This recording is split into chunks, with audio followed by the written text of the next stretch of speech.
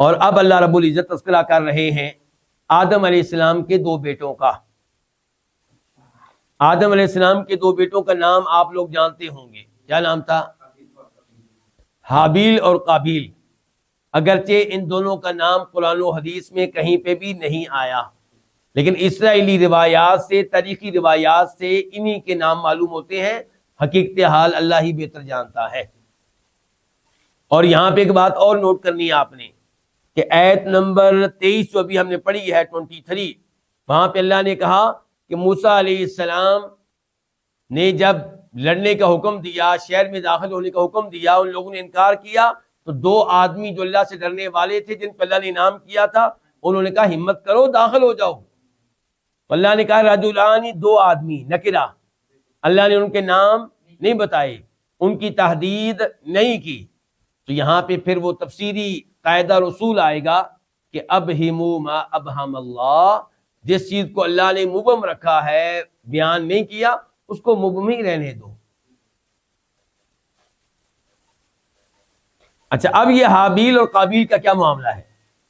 تاریخی روایات میں جو کچھ آیا ہے وہ میں آپ کے سامنے رکھتا ہوں، لیکن اس کی تصدیق نہیں کی جا سکتی، اس کی تصدیق کرنا ممکن نہیں ہے، کیونکہ ہمارے پاس ایسی کوئی چیز قرآن میں نہیں آئی، کسی صحیح حدیث میں نہیں آئی۔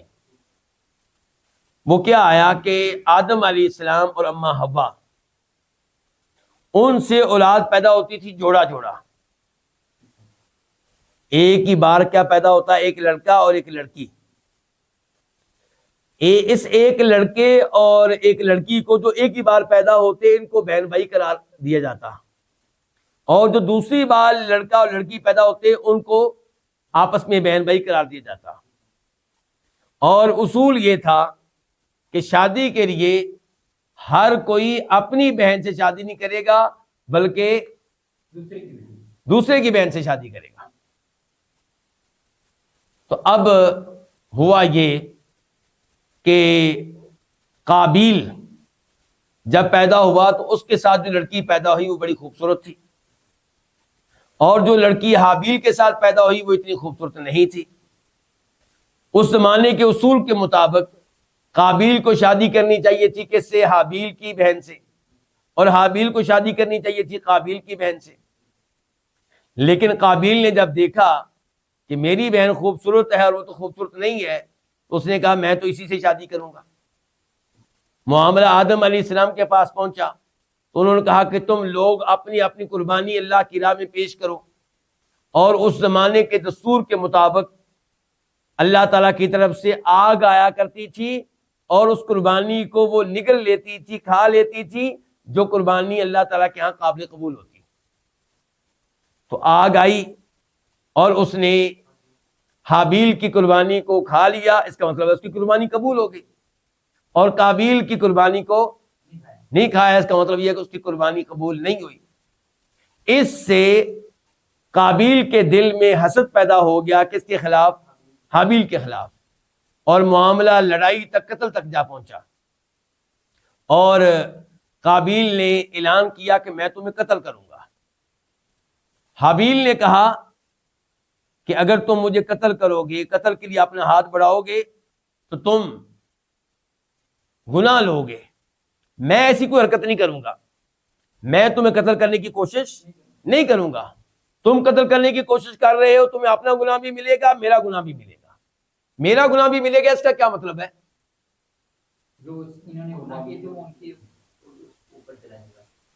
یعنی کہ اس کا ایک مطلب یہ بیان کیا گیا ہے کہ میرا وہ گناہ بھی ملے گا جو مجھے ملتا اگر میں بھی تمہیں قتل کرنے کی کوشش کرتا۔ اور دوسرا مطلب اس کا یہ بیان کیا گیا ہے، میرے گناہ سے مراد یہ ہے کہ روز قیامت میرے جو گناہ ہیں پہلے سے، قتل کا گناہ نہیں، جو پہلے سے گناہ ہے وہ تمہارے اوپر لاد دیے جائیں گے۔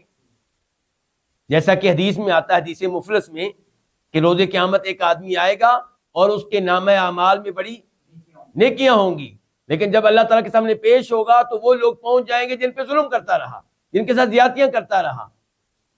چنانچہ اس کی نیکیاں ان کو دے دی جائیں گی، لیکن وہ لوگ اب بھی موجود ہوں گے جن پہ ظلم کرتا رہا۔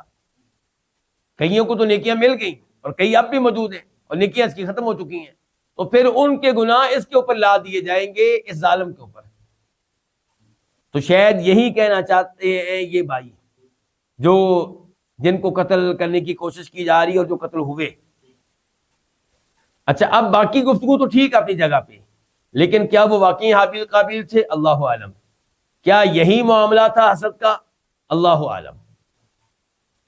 اسرائیلی روایات ہیں، ہم ان کی نہ تصدیق کر سکتے ہیں اور نہ تکذیب کر سکتے ہیں، اللہ بہتر جانتا ہے۔ فرمایا اللہ تعالیٰ نے وَاتْلُو، واؤ الگ ہے، واؤ کا معنی کیا؟ اور، اتلو آپ پڑھیے، علیہم ان پہ، آپ پڑھیے ان پہ، یعنی کہ آپ بتائیے ان کو، مراد یہ ہے اتلو پڑھیے، اسی سے ہوتا ہے تلاوت کرنا، تلا یتلو تلاوتن، اور آپ پڑھیے علیہم ان پہ، کیا پڑھیے؟ نبا خبر، ابنئی آدم، آدم کے دو بیٹوں کی۔ ابنئی تثنیہ ہے، ایک ہوتا ہے ابنن اور دو کے لیے ہوتا ہے ابنینی یا ابنانی۔ یہاں پہ کیا تھا؟ ابنینی، لیکن یا نون کو گرا دیا گیا اضافت کی وجہ سے۔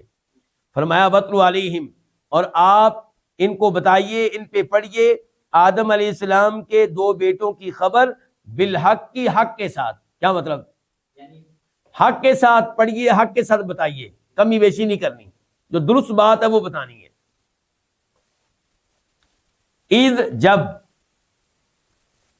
یہ اذ جو ہے یہ بدل ہے نبا سے، کہ وہ خبر کیا ہے، وہ بات کیا بتانی ہے۔ اذ، جب، قربا، ان دونوں نے پیش کی، کن دونوں نے؟ آدم علیہ السلام کے دونوں بیٹوں نے۔ قربا، انہوں نے پیش کی، قربانن، قربانی، کیا پیش کی؟ قربانی۔ فتقبلا، فا کا میں نے پس، تو تقبلا، وہ قبول کر لی گئی، وہ کیا؟ قربانی، من احدہما، ان میں سے ایک کی طرف سے، ولم یتقبل، اور قبول نہیں کی گئی، من الآخری، دوسرے کی طرف سے۔ قال، اس نے کہا، کس نے؟ یعنی کہ وہ کون ہوگا جو نام ذکر کیے گئے تاریخ میں، اس کے لحاظ سے کون ہوگا؟ قابیل۔ قابیل نے کہا لَأَقْتُلَنَّكَ، یہ کتنے الفاظ ہیں؟ لام تاکید کے لیے، کیا معنی ہوگا؟ یقیناً، بے شک، لازمی۔ اور لَأَقْتُلَنَّ کے آخر میں جو نون آیا ہے شد والا، نون تاکید، یہ بھی تاکید کا معنی دیتا ہے، اور کاف کا معنی تجھے۔ اچھا، اب معنی کیا؟ قال، اس نے کہا لَأَقْتُلَنَّ، البتہ میں لازمی طور پہ قتل کروں گا کا تجھے۔ یہ کون کہہ رہا ہے؟ قابیل۔ قال، اس نے کہا، کس نے؟ حابیل نے۔ انما یتقبل اللہ من المتقین، یتقبل اللہ، اللہ تعالیٰ قبول کرتا ہے، انما، صرف اور صرف، کن کی طرف سے؟ من المتقین، تقوی اختیار کرنے والوں کی طرف سے۔ ان کہ اللہ ان کی عبادات کو، ان کی قربانیوں کو قبول کرتا ہے جو صاحب تقوی ہوں۔ اس میں آیت میں میرے اور آپ کے لیے عبرت ہے، اگر ہم چاہتے ہیں قربانی کے موقع پہ ہمارا بکرا قبول ہو تو ہم متقی بن کر دکھائیں، اور بکرا ذبح کریں حلال کی کمائی سے، اور بکرا ذبح کریں صرف اللہ کو راضی کرنے کے لیے، لوگوں سے شباش لینے کے لیے نہیں۔ لن ینال اللہ لحومها ولا دماؤها ولکن ینالہ التقوی منکم۔